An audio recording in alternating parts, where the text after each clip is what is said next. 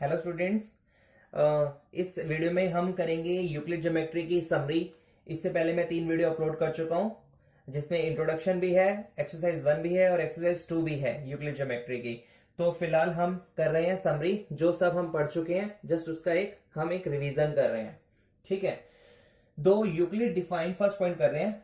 दो Euclid defined a point, Euclid ने एक पॉइंट डिफाइन किया हुआ है, एक लाइन डिफाइन की है, एक प्लेन डिफाइन किया है। The definitions are not accepted by mathematicians. Mathematicians ने इनकी डेफिनेशन एक्सेप्ट नहीं करी है। Therefore these terms are now taken as undefined. ये जो टर्म्स है अनडिफाइंड है, क्योंकि जब ज्योमेट्री की शुरुआत हुई थी तब किसी को कुछ नहीं मालूम था, इसीलिए कुछ टर्म्स को उन्होंने अनडिफाइंड रखा और ऐसे ही एज्यूम कर लिया। ठीक है, तो फर्स्ट पॉइंट में यही बताता है। सेकंड पॉइंट, एक्सियम्स और postulates are the assumptions which are obvious universal truth. तो इसके अंदर जो हमने चीजें सीखी थी, दो एक्सियम्स एंड पोस्टुलेट्स, तो ये सब ना अजम्पशन थी। क्योंकि जैसे मैंने बताया, जब ज्योमेट्री की स्टार्टिंग हुई थी तब हमने कुछ चीजें जो ऑलरेडी यूनिवर्सल ट्रूथ थी उसको हमने एग्जम्पशन मान लिया था, और जिसको हमने एग्जम्पशन और एक्सियम्स और पोस्टुलेट्स की टर्म में हमने समझा था। ठीक है, तो जो ऑलरेडी यूनिवर्सल ट्रूथ थी वो प्रूव्ड नहीं है। ओके, तो इसके अंदर ये लिखा है, they are not proved. Third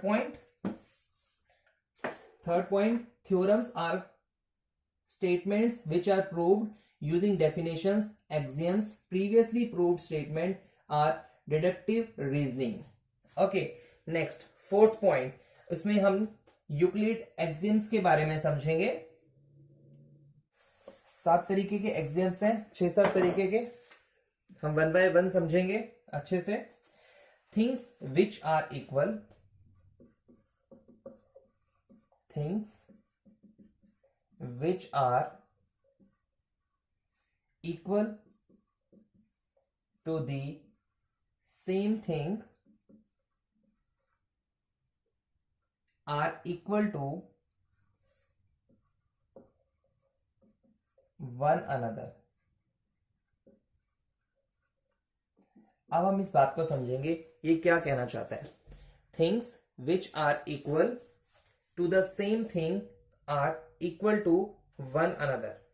मतलब मान लो ए जो है वो बी के इक्वल है, ठीक है, और बी जो है वो सी के इक्वल है।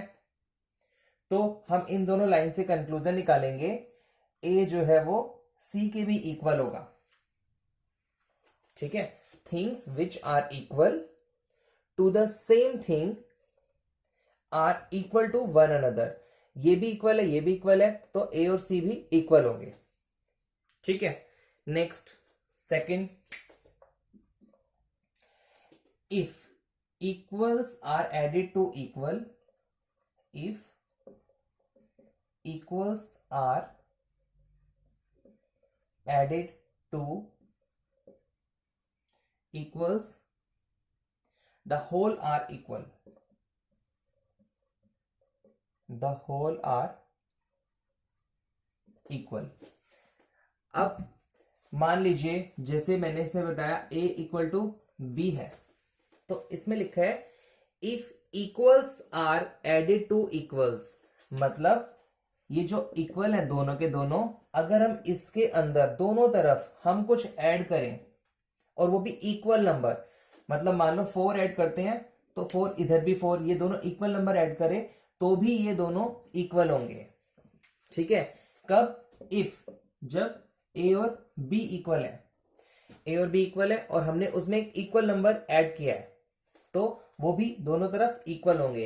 If equals are added to equals, the whole are equal. तो जो पूरा बन गया वो दोनों आपस में इक्वल होंगे। ठीक है, next third axiom, if equals are, यहां पे एडिड था, अब सब्ट्रैक्टेड आ गया। If equals are subtracted from equals, the remainders are equal, the remainders are equal. मतलब जैसे मैंने बताया, अगर ए और बी इक्वल है और उसमें से अगर हम कोई एक फिक्स वैल्यू दोनों तरफ हम माइनस कर दें, इधर भी माइनस कर दें, इधर भी माइनस कर दें, सपोज 4, तो ये जो रिमाइंडर जो बच गया वो भी इक्वल होंगे। या भी कह सकते हो, मान लो जैसे राम है, उसकी एज है 15 ईयर्स, और एक उसका फ्रेंड है श्याम, उसकी एज भी है 15 ईयर्स। तो अगर हम दोनों की एज में 5-5 माइनस कर दें, 5-5 दोनों में माइनस कर दें, तो भी ये दोनों इक्वल ईयर्स के होंगे। तो वही ये पोस्टुलस कहता है, इफ इक्वल्स आर सब्ट्रैक्टेड, मतलब जो ये नंबर है वो इक्वल नंबर हमने सब्ट्रैक्ट करे हैं, किसमें से? फ्रॉम इक्वल्स में से, जो नंबर वो इक्वल थे पहले, राम और श्याम वाला, द रिमाइंडर्स जो बच गया वो भी इक्वल होगा। Okay, next fourth axiom, things which are coincide with one another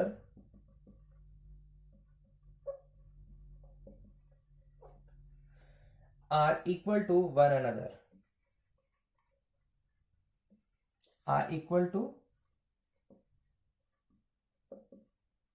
one another, things which are coincide with one another are equal to one another। मतलब कोई दो चीजें एक जैसी दिखने वाली, वो दोनों इक्वल होंगी। ठीक है, जैसे यहाँ पे एक सर्कल बनाया, ये भी सर्कल, ये दो अलग अलग चीजें हैं लेकिन ये इक्वल नजर आ रही हैं, तो ये एक दूसरे के जैसी नजर आ रही हैं या एक दूसरे के समान नजर आ रही हैं, तो ये चीजें भी इक्वल होंगी। ठीक है, ज्यादा डिटेल में जाने की जरूरत नहीं है। Next, fifth, the whole is greater than the part. Important है, the whole is greater than the part. इसका मतलब वो ये कहना चाहता है, मान लीजिए ये पूरा ए है कंप्लीट, ये होल है, ये होल हमेशा बड़ा होगा। किससे बड़ा होगा? इसके किसी पार्ट से। सपोज एक पार्ट मैंने ये वाला ले लिया, इसका ये वाला, और इसको मैंने नाम दे दिया बी, तो A is always greater than B. The whole is, ये होल था, पूरा था, is greater than the part, उसके किसी पार्ट से वो ऑलवेज बड़ा होगा। Okay, next, sixth axiom, things which are doubled of the same things which are doubled of the same things are equal to one another, are equal to one another। मतलब things which are doubled of the same thing, कोई चीज है हमने उसको double कर दिया। मान लो किसी की एज है 10 साल, एक उसका ब्रदर है, उसकी एज भी है 10 साल, हमने उसको डबल कर दिया, ये भी 20 का कर दिया, ये भी 20 का कर दिया। Are equal to one other, वो उसके बाद भी इक्वल ही होंगे। मतलब जो चीज पहले इक्वल है उसको अगर हम डबल भी कर दें तो भी वो इक्वल होंगी। Okay, next, 7, things which are halves, बिल्कुल सेम इसी की तरह है, things which are halved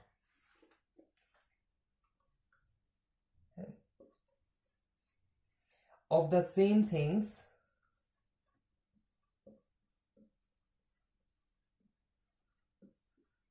are equal to one another।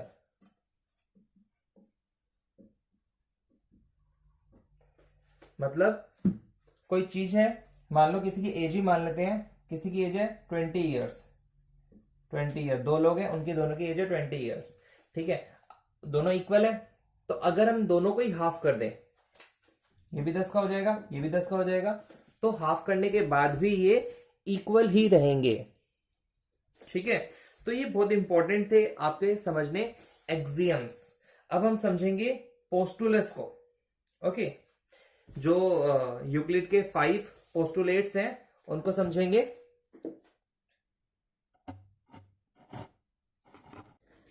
अब बात करते हैं हम पोस्टुलेट्स की, जो यूक्लिड ने बताए हैं। 5 पोस्टुलेट्स हैं जो मालूम होना चाहिए आपको, और वो सारे के सारे आपके केवल ज्योमेट्री में यूज होते हैं। ठीक है, बताया था मैंने पोस्टुलेट्स, 5 पोस्टुलेट्स हैं जो केवल ज्योमेट्री में यूज होंगे। First, a straight line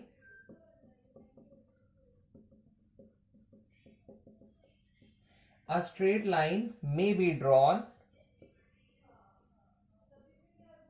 from any one point to any other point। देखो सिंपल है, अ स्ट्रेट लाइन में बी ड्रॉन, एक स्ट्रेट लाइन बन सकती है from any one point two any other point. मान लो ये 2 पॉइंट दिए हुए हैं आपको, ठीक है, तो यहां से एक स्ट्रेट लाइन बन सकती है बस। मतलब इस पॉइंट पे देखो, लाइन तो ऐसे भी जा सकती है, ये मिल गई, या ऐसे भी जा सकती है, लेकिन वो बात कर रहे हैं स्ट्रेट लाइन की। तो जो स्ट्रेट लाइन होगी, इन 2 पॉइंट्स को मिलाने वाली जो स्ट्रेट लाइन होगी वो एक ही होगी, एक से ज्यादा स्ट्रेट लाइन नहीं बना सकते हम किन्हीं 2 पॉइंट से। क्लियर? तो ये इसका फर्स्ट पोस्टुलेट। सेकंड की बात करते हैं। A terminated line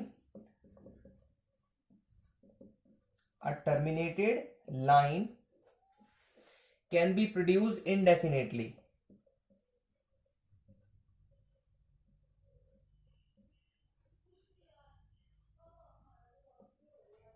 a terminated line, एक लाइन है सिंपल, एक ये लाइन मैंने खींची हुई है, टर्मिनेट हो गई है, मतलब यहां पे लाइन ये खत्म हो चुकी है यहां से यहां तक। कैन बी प्रोड्यूस इनडेफिनेटली, मतलब हम उसको प्रोड्यूस कर सकते हैं इनडेफिनेटली, कितनी भी दूर तक। ऐसे हम इसको कहीं पर भी प्रोड्यूस कर सकते हैं, सो ऑन। ऐसे ही हम इस तरह भी इसको प्रोड्यूस कर सकते हैं। ठीक है, तो जब हम ये ज्योमेट्री के आगे, जब आप अपने आगे क्लासेस में जाओगे तब आपको पता चलेगा कि आगे अगर कोई स्ट्रेट लाइन है तो हम अपनी तरफ से आगे उसको प्रोड्यूस कर सकते हैं। वो क्वेश्चन टू क्वेश्चन वेरी करता है कब आपको जरूरत पड़ती है ऐसा करने की। ठीक है, तो फिलहाल एक टर्मिनेटेड जो लाइन होती है हम उसको प्रोड्यूस कर सकते हैं। ओके, तो ये था आपका second postulate. Third, a circle can be drawn, with any center and any radius, with any center and any radius। A circle can be drawn, किसी भी चीज को सेंटर मानकर हम सर्कल एक ड्रॉ कर सकते हैं। इसको सेंटर मान लिया, सर्कल ड्रॉ कर सकते हैं, इसको सेंटर मान लिया, सर्कल ड्रॉ कर सकते हैं। ठीक है, तो a circle can be drawn with any centre, किसी भी चीज को सेंटर मानकर हम एक सर्कल ड्रॉ कर सकते हैं। एंड एनी रेडियस, या सेंटर से लेके रेडियस, कितनी भी सेंटर से लेके रेडियस बनाकर हम एक सर्कल ड्रॉ कर सकते हैं। किसी भी रेडियस का सर्कल ड्रॉ कर सकते हैं हम, और किसी भी सेंटर से सर्कल ड्रॉ कर सकते हैं। तो फिलहाल इसका मिक्सचर है ये।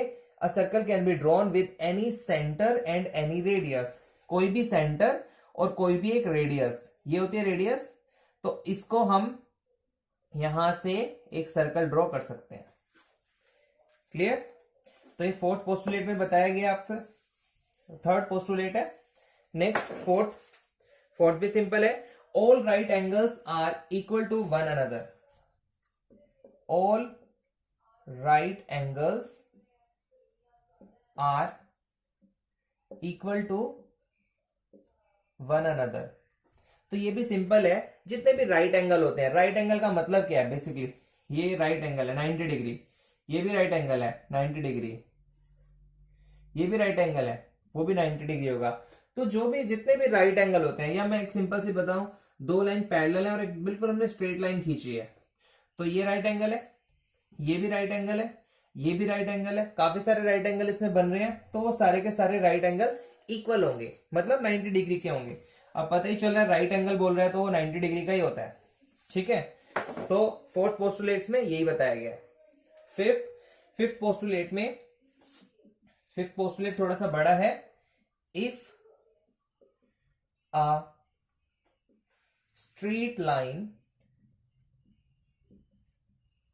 falling on two straight lines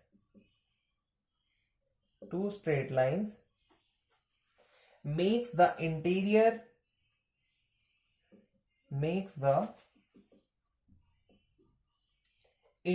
angles of the same side of it taken together less than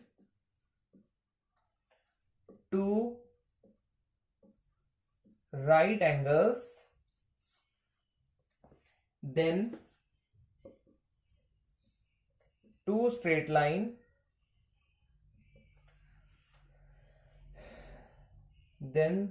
lines if produced indefinitely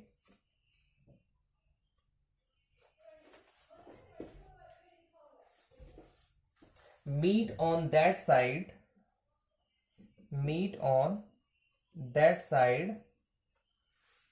which the sum of angles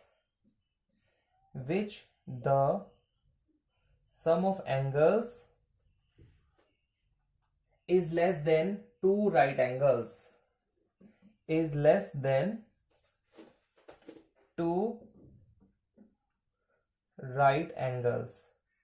मतलब मैं समझा देता हूं, राइटिंग थोड़ी ऐसी ही लिखी हुई है, स्पेस नहीं था यहां पर, तो मैं समझा देता हूं ये बेसिकली क्या कहना चाहता है। लिखा था if a straight line falling on two straight lines, दो स्ट्रेट लाइन है, मान लो एक ये लाइन है एक ये लाइन है, ये दोनों स्ट्रेट लाइन है, ऐसा नहीं कि टेढ़ी जा रही है तो, लेकिन जा सीधी रही है, ये दोनों स्ट्रेट लाइन है। ठीक है, a straight line falling on two straight lines, एक और स्ट्रेट लाइन है जो इसके ऊपर से जाती है, सपोज ये। ठीक है, makes the interior angles of the same side, इसके साइड में दोनों इंटीरियर एंगल, मतलब ये एक इंटीरियर एंगल हो गया, एक ये इंटीरियर एंगल हो गया। ठीक है, ऑफ इट टेकन टुगेदर, अब इन दोनों को ले रहे हैं हम, ये एंगल 1 ले लिया, एंगल 2 ले लिया, less than the two right angles, ये जो दोनों एंगल है ये राइट एंगल से कम है, मतलब 90 डिग्री से कम है। ठीक है, मान लो ये 88 डिग्री का है और ये 87 डिग्री का, तो दोनों राइट एंगल से कम है। The two straight if produce indefinitely, मतलब ये कहना चाहता है अगर हम इन दोनों को और आगे तक बढ़ाएं, लाइनों को हम आगे बढ़ाएं, स्ट्रेट लाइन, तो ये कहीं पर जाकर मिलेंगी, डेफिनेटली मिलेंगी। मीट ऑन दैट साइड, मिल रही है, बिल्कुल मिल रही है, which the sum of angles is less than two right angles, तो जो दोनों का जो सम होगा वो ऑलवेज कम होगा दो राइट एंगल के सम से। तो दो राइट एंगल का सम कितना होता है, 90 + 90 180। तो उसमें ये बताया कि जो दो इंटीरियर एंगल बन रहे हैं और वो जो दोनों स्ट्रेट लाइन को अगर हम आगे तक खींचे और वो मिल जाए, तो उस केस में ये जो दोनों एंगल का जो सम होगा वो ऑलवेज कम होगा दो स्ट्रेट राइट एंगल से, टोटल से। अगर मैं इसकी ऑपोजिट बात करूं तो आप इन लाइनों को प्रोड्यूस करोगे, ऐसे जाएगी, ये ऐसे जाएगी, खुलती जा रही है, इट मीन्स कभी मिलेंगी नहीं, कभी नहीं मिलेंगी। इसका मतलब जो ये वाले एंगल होंगे इसके साथ ये सिचुएशन नहीं होगी, ये वाले एंगल ऑलवेज बड़े होंगे 90 + 90 टू राइट एंगल से। ठीक है, तो इसके अंदर आपको यही समझाया गया। 6 point, two equivalent version of Euclid fifth postulates. तो फिफ्थ पोस्टुलेट जो था यूक्लिड का, उसके दो वर्जन है। पहला वर्जन मैं आपको बताता हूं। पहले वर्जन में वो कह रहा है कि अगर दो लाइनें ऐसे जा रही हैं और एक लाइन उनको इंटरसेक्ट कर रही है, तो जो ये इंटीरियर एंगल हैं अगर वो 90 डिग्री से कम होते हैं तो केवल तभी हो सकते हैं जब इन लाइनों को बढ़ाने पर ये लाइनें आपस में कहीं पर मीट करती हैं। इसका मतलब अगर मैं इन दोनों लाइनों को नाम दूं L पैरेलल M, तो ये ऐसा नहीं होगा, ये दोनों लाइनें पैरेलल नहीं है क्योंकि ये दोनों आपस में मिल जाएंगी। तो जो ये लाइन है इसके जो इंटीरियर एंगल है वो 90 डिग्री से कम होंगे, ये भी 90 से कम होगा और ये भी 90 से कम होगा, ठीक है। तो अगर मैं इनको एंगल 1 और एंगल 2 बोलूं तो ये भी 90 डिग्री से कम आएगा और ये भी 90 डिग्री से कम आएंगे, ठीक है। और इसका जो हमने सेकंड पोस्टुलेट जो हमने समझा है, जो फिफ्थ पोस्टुलेट का सेकंड इक्विवेलेंट वर्जन है, उसमें आपको बताया गया है कि दो पैरेलल लाइंस हैं और उनको कोई लाइन इंटरसेक्ट कर रही है, और अगर उसके एक तरफ की जो चीजें हैं, एंगल हैं, वो 90 डिग्री के इक्वल हैं, मतलब एंगल 1 और एंगल 2 90 डिग्री के इक्वल हैं, तो और ये लाइनें कभी आपस में नहीं मिल रही हैं, तो इट मींस ये जो चीज होती है वो दोनों लाइनें पैरेलल हैं। और ये प्रूफ कैसे होगा, कंफर्म कैसे होगा, अभी हमें थोड़ा डाउट होता है कि ये पैरेलल है या नहीं है जब हम इसकी अदर साइड देखेंगे। तो अगर इसकी दूसरी साइड के जो एंगल हैं वो भी आपके 90 डिग्री के होते हैं, इसका मतलब ये है कि इस तरफ की जो लाइनें हैं उनको भी अगर हम एक्सटेंड करते हैं तो वो आपस में कभी नहीं मिलेंगी, ठीक है।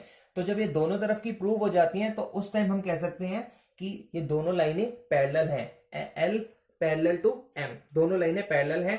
और यही फिफ्थ पोस्टुलेट्स का प्रूफ है जिसके दो इक्विवेलेंट वर्जन हैं, ठीक है। और नेक्स्ट लास्ट में दिया हुआ है 7th point, all the attempts to prove Euclid fifth postulate using the first 4 postulates, पहले 4 पोस्टुलेट्स यूज करके जो फिफ्थ पोस्टुलेट्स बना है failed है, but they led to the discovery of several other geometries called non-Euclidean geometry. Okay, तो ये आपके साथ के साथ वर्जन हमने समझे थे यूक्लिड ज्योमेट्री में। Thank you.